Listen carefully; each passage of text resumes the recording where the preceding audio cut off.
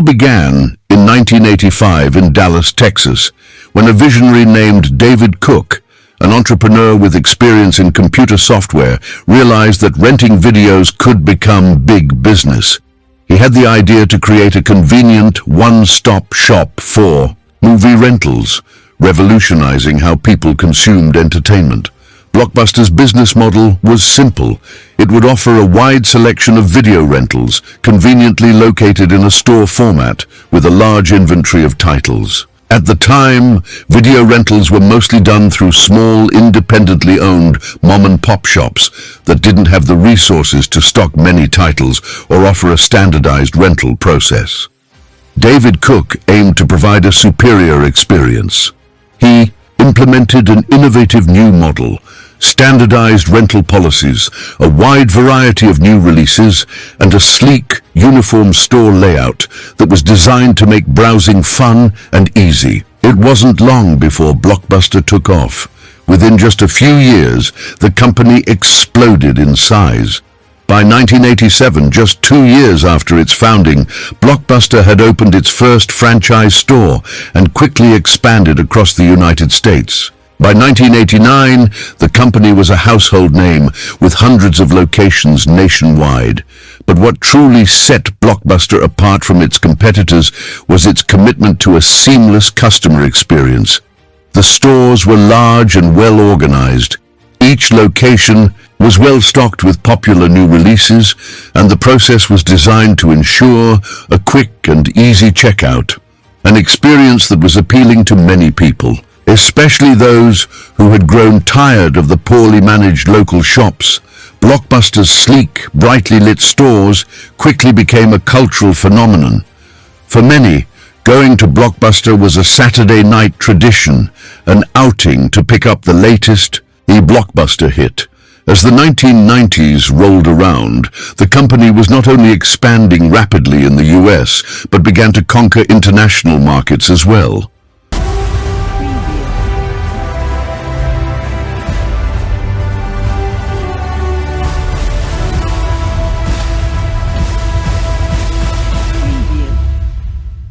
By the mid-1990s, Blockbuster was riding high. The video rental giant seemed unstoppable. However, the digital age was quietly creeping in, and it would soon shake the foundation of even the mightiest of businesses. While Blockbuster was dominating the rental market, something was shifting in the world of entertainment. As the internet began to mature, new opportunities for delivering entertainment arose. The early days of online streaming were taking root, and technology companies were exploring new ways to access films without ever needing to leave home. Enter Netflix. Founded in 1997 by Reed Hastings and Mark Randolph, Netflix initially focused on offering DVD rentals through the mail. The service was a response to the inconvenience of video rental stores, with people often frustrated by late fees and the limited selection available. Hastings, a former software engineer, understood that the future of video rentals lay in the digital realm. At first, Netflix was not seen as a major threat.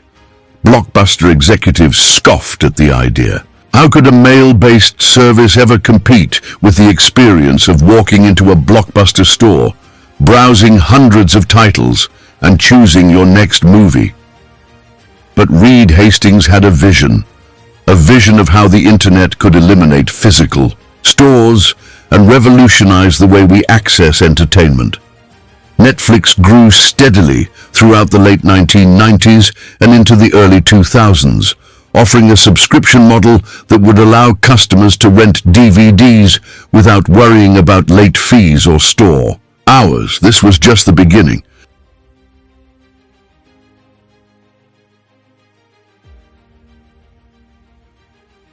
While Netflix was quietly expanding its customer base, Blockbuster remained focused on its traditional business model, rental stores and VHS tapes. The company continued to grow globally, opening thousands of locations in the US and around the world. But Blockbuster's inability to evolve with the changing times was starting to show. In 2000, Blockbuster had the chance to acquire Netflix for a mere $50 million. Reed Hastings, recognizing that streaming technology could be a game changer, offered his fledgling company to Blockbuster, but Blockbuster's CEO at the time, John Antioco, declined the offer. In a now infamous statement, Antioco remarked that online rentals would never take off because people want to be able to hold the movie in their hands. It was a classic case of failing to see the future while being blinded by the success of the present. At this moment, Blockbuster made its first major strategic mistake.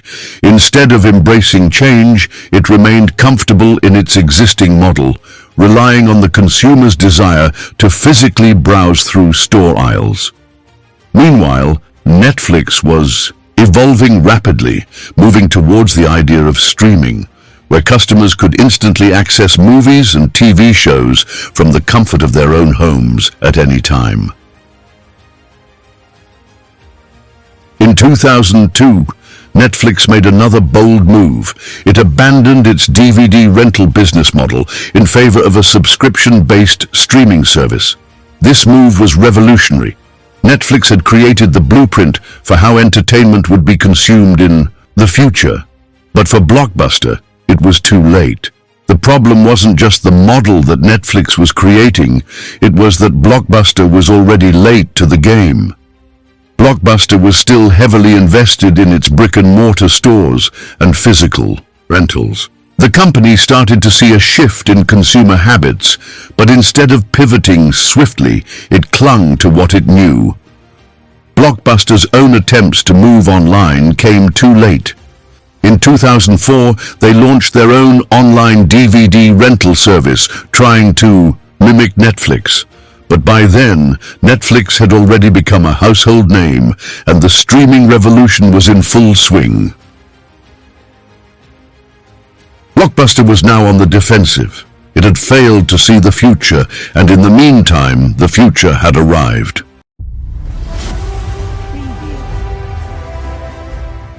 As Blockbuster struggled to adapt, its competitors were swiftly capitalizing on the changing landscape of the entertainment industry. Two companies, Netflix and Redbox, emerged as major threats, each in their own unique way. Redbox, founded in 2002, revolutionized movie rentals by introducing an innovative kiosk model. The company placed self-service rental kiosks in high-traffic locations like McDonald's and grocery stores, allowing consumers to rent DVDs for as little as $1 a day. This low-cost, no-frills approach made it easy for customers to grab a movie on their way to dinner, bypassing the need for a traditional video rental store entirely.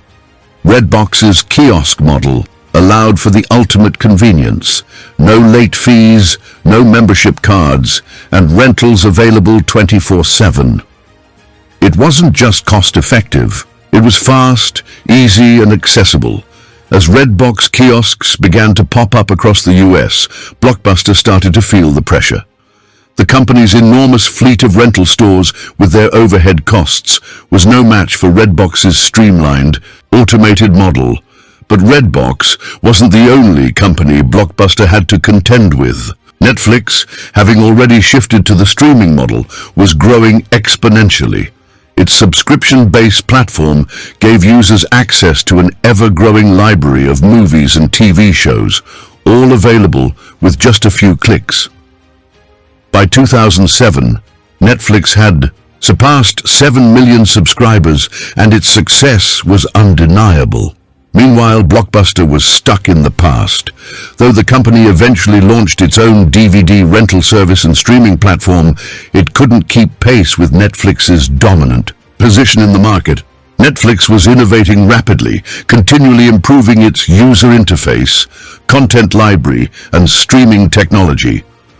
Blockbuster's online services, on the other hand, felt like an afterthought, clunky and poorly executed. Netflix's original DVD by mail business model, which initially seemed too niche, was transforming the way people thought about home entertainment. It was no longer about browsing shelves of DVDs or dealing with late fees. With Netflix, you could rent movies at your leisure whenever you wanted, without worrying about overdue charges. And as the internet bandwidth improved and broadband access became more widespread, the idea of watching movies instantly, on demand, became increasingly popular. While Netflix was transforming from a DVD by mail service to a streaming powerhouse, Redbox was expanding its physical presence. The Redbox kiosks multiplied rapidly, providing cheap rentals in convenient locations and offering customers an alternative to the traditional video store experience. By 2010, Redbox had over 30,000 kiosks across the country. The model was simple but effective: $1 rentals, no membership fees, and no late charges. The cost efficiency of this business model posed a significant threat to Blockbuster's traditional video rental stores. Redbox's growing dominance in the low-cost rental market put additional strain on Blockbuster's already faltering business. In response to Redbox and Netflix, Blockbuster made some desperate moves. The company launched its own DVD rental by mail service, hoping to compete with Netflix's early success in this space. But the damage was already done. The age of physical rentals was fading, and online streaming was becoming the future of entertainment. Blockbuster's efforts to diversify were too little, too late. The company's once iconic blue and yellow storefronts were becoming obsolete. The heart of the business, the rental store, was losing relevance in the age of the internet, where access to movies was no longer limited by geography, hours of operation, or the physical constraints of a retail location. By 2011, Netflix had already established itself as the dominant force in home entertainment. It was no longer just a DVD rental service. It had become a global streaming platform, accessible on nearly every device imaginable. Redbox continued to grow, its kiosks appearing in more and more locations. And Blockbuster, once the king of video rentals, was on the verge of collapse. The company filed for bankruptcy in 2010, and in 2013, Dish Network acquired its remaining assets. But by then, the Blockbuster brand had lost its luster. The video rental giant that had once been a household name was now a shadow of its former self. The company filed for bankruptcy in 2010, and in 2013, Dish Network acquired its remaining assets. But by then, the Blockbuster brand had lost its luster. The video rental giant that had once been a household name was now a shadow of its former self. Blockbuster's failure to adapt to the digital age was its undoing. While competitors like Netflix and Redbox capitalized on emerging technologies and consumer trends, Blockbuster clung to a model that was rapidly becoming obsolete. In a world where convenience, affordability, and instant access were paramount, Blockbuster's reliance on physical locations, late fees, and outdated technology could not keep up with the competition. But even in its final days, Blockbuster remained a cultural icon, a reminder of a time when video rental stores were a central part of the entertainment experience.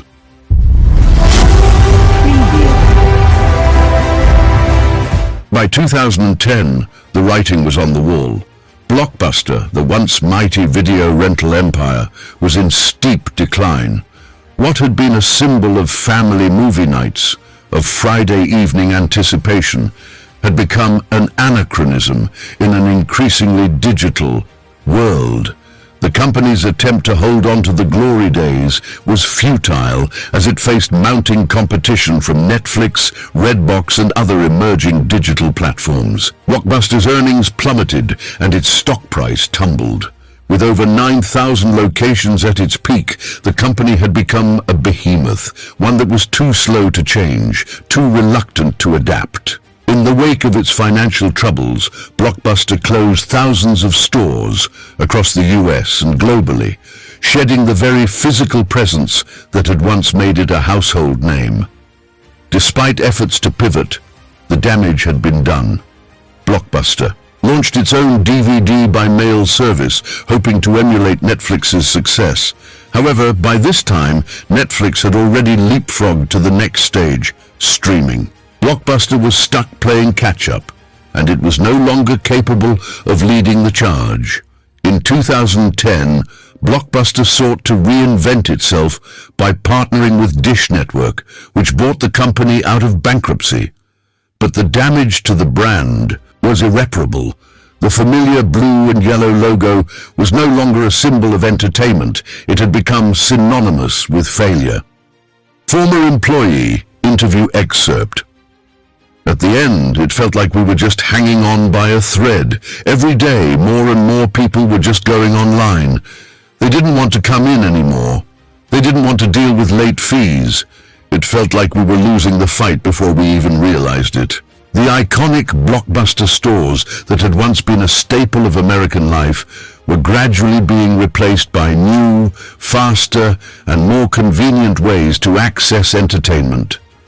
With physical media being replaced by digital streaming, Blockbuster's very business model had become obsolete. By 2013, Blockbuster had closed its last company-owned stores. A few independently owned franchises held on, but the end was near. The name Blockbuster was becoming synonymous with a bygone era, a relic of the past, an example of how even the mightiest companies could fall from grace when they failed to evolve.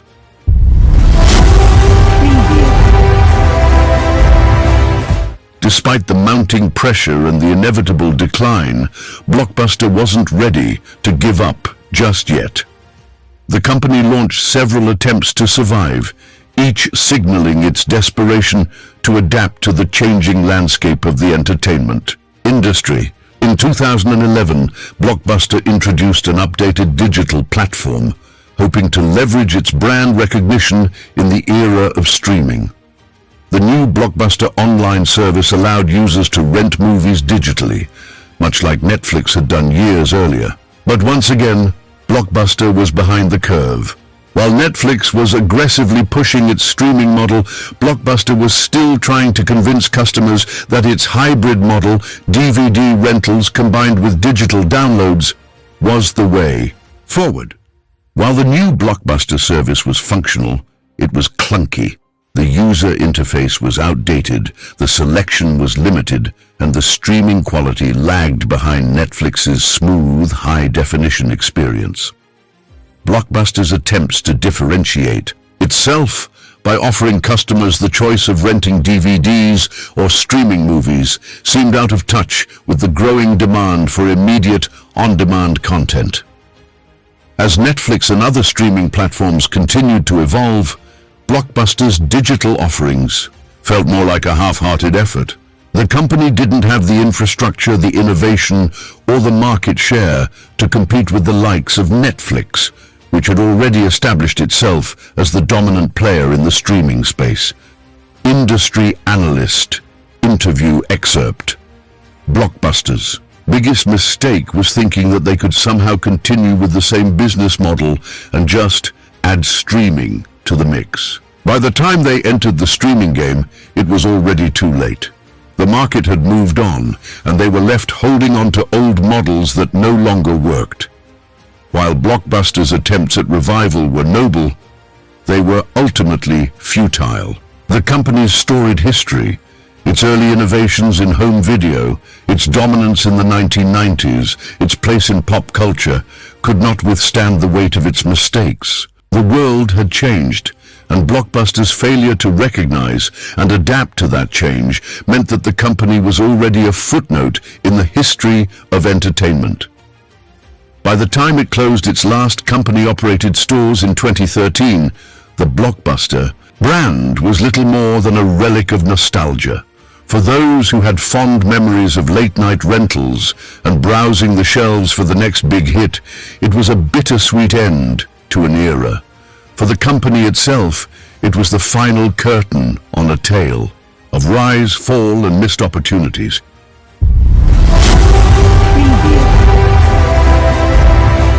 Yet even Even in its decline, Blockbuster still held a place in the hearts of many.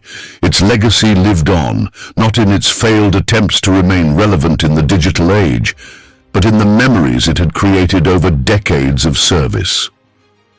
For those who grew up with Blockbuster, its name still evoked fond memories of weekend movie nights, excitement over the latest releases, and the sense of community it provided in a pre-internet world.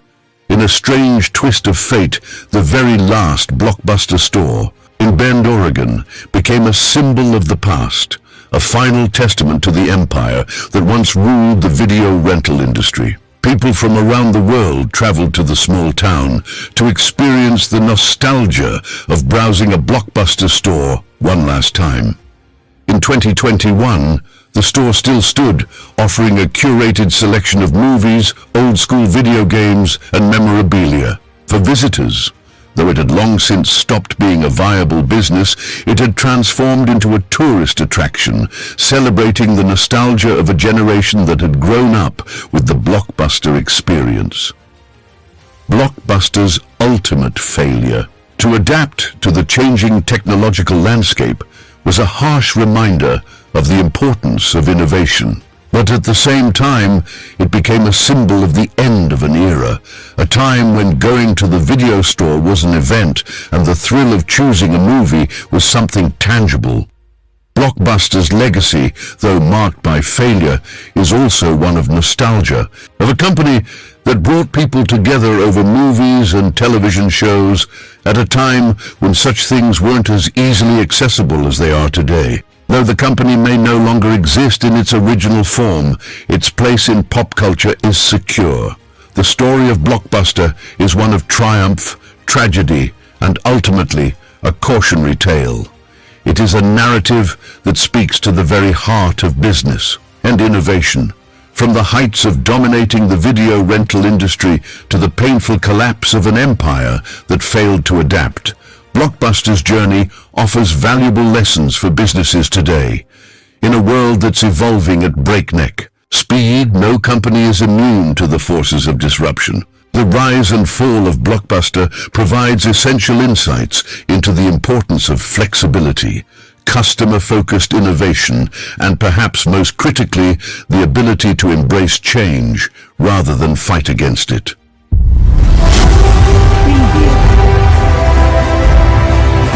In the world of business, innovation is everything. Companies that fail to evolve risk being left behind. Blockbuster's story is the perfect example of this truth. While it may have once been the dominant player in video rentals, it faltered because it clung to a business model that was rapidly becoming obsolete. Blockbuster's biggest mistake was its resistance to change. The company had a chance to adapt and embrace the future, specifically the rise of digital streaming. But it hesitated. By the time Blockbuster decided to enter the online streaming and rental game, companies like Netflix were already far ahead. Netflix understood that the future of content consumption was going to be digital and on demand. Blockbuster, however, remained fixated on physical stores, late fees, and DVD rentals, even as technology was rendering all of that unnecessary. Blockbuster's story teaches us that no matter how successful a company may be at a given time, it is crucial to stay ahead of the curve. The technology, consumer habits, and marketplace dynamics that work today might not be relevant tomorrow. In the modern business world, innovation isn't just an option, it's a necessity for survival.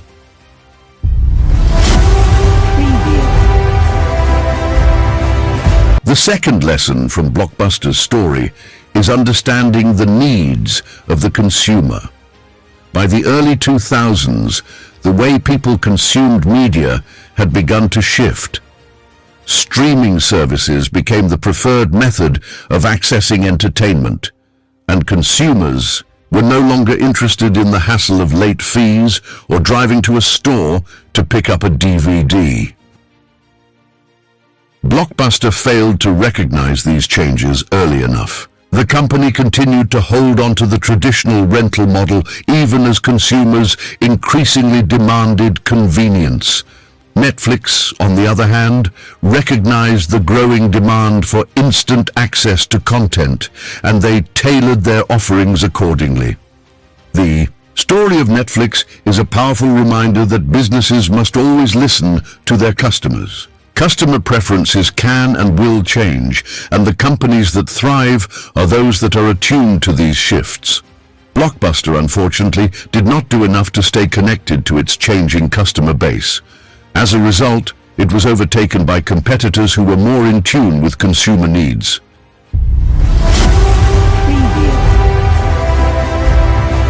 For many years, Blockbuster was synonymous with video rentals. Its brand was iconic, and its business model seemed indestructible. But this very success bred complacency. The company became too comfortable in its dominance, and by the time it recognized the need for change, it was too late. Complacency is one of the most dangerous attitudes any business can adopt. Blockbuster's initial success in the video rental market lulled the company into a false sense of security. The idea that they were the only game in town stifled their ability to see the competitive threats on the horizon. When competition finally arrived, first in the form of online rental services and later through the disruptive force of streaming, Blockbuster was ill-prepared to respond. Companies that don't continue to innovate, stay competitive, and understand the changing landscape will find themselves blindsided by new entrants. Blockbuster's failure to adapt was a direct result of its complacency.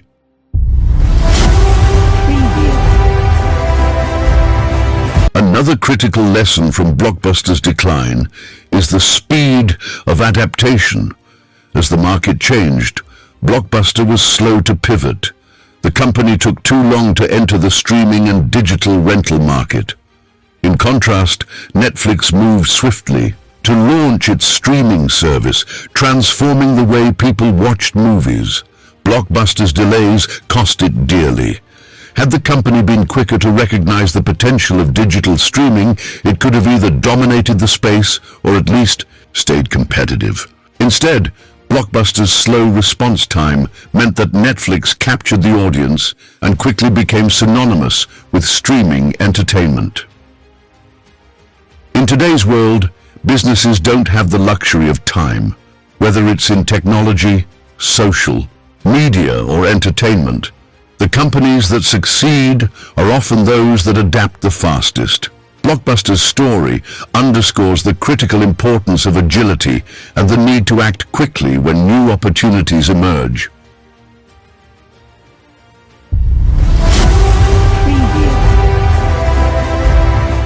For years, Blockbuster was synonymous with movie rentals. The brand was powerful and widely recognized, but as the market shifted, the company's brand wasn't enough to maintain its dominance. Blockbuster's name alone could not sustain its business model. The lesson here is that brand power is valuable, but it cannot stand alone in the face of technological and consumer shifts. Blockbuster's brand equity was powerful in its heyday, but it couldn't outlast the rise of digital technology. As the world moved to streaming, Blockbuster's inability to pivot hurt its ability to stay relevant. Brands must continue to evolve and adapt with their customers and the times. A strong brand is an asset, but without innovation and relevance, it can become a liability.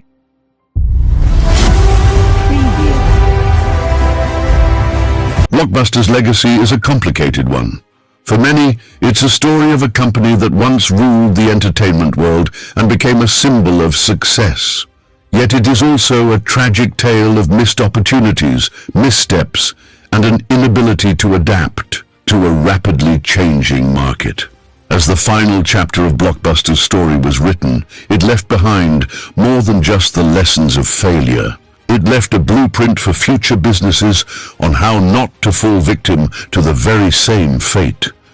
Despite its decline, Blockbuster will forever be remembered as a giant in the entertainment industry.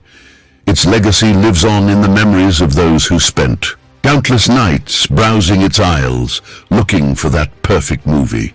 But it also serves as a reminder that in the business world, success can be fleeting. The companies that survive and thrive are those that continuously evolve, adapt, and most importantly, listen to the changing needs of the consumer.